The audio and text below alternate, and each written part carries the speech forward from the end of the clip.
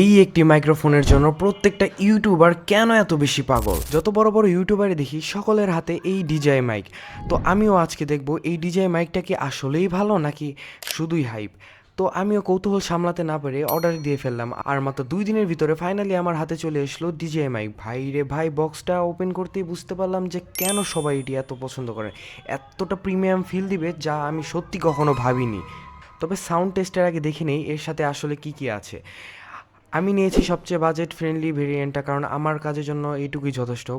একটি ট্রান্সমিটার, একটি রিসিভার, দুটি ম্যাগনেটিক ক্লিপ যা জামার ভিতর আটকে রাখতে সাহায্য করবে, একটি চার্জিং কেবল এবং দুটি ফ্রন্ট গ্লাস যা আমি চাইলেই কালার চেঞ্জ করে ইউজ করতে পারবো। এবং এর সাথে রয়েছে একটি দারুণ ক্যারিং পাউচ। অন্যান্য ভেরিয়েন্টগুলোতে আবার চার্জিং কেস থাকে, তবে সেগুলোর দাম আরও বেশি। কিন্তু একটা মাইক দেখতে সুন্দর হলেই তো হবে না, আসল প্রশ্ন এর সাউন্ড কোয়ালিটি কেমন। চলুন এখন ভয়েস কোয়ালিটি শোনা যাক। এখন আমি কথা বলছি DJI মাইক মিনি 2 দিয়ে। এতক্ষণ আপনারা যে ভয়েসগুলো শুনলেন তাও DJI মাইক মিনি 2 দিয়ে রেকর্ড করা হয়েছিল। এর সাউন্ড কোয়ালিটি কেমন তা আপনারা অবশ্যই কমেন্টে জানাবেন, এবং আপনারা যদি এর সম্পূর্ণ রিভিউ ভিডিও চান তাহলে কমেন্টে লিখুন মাইক।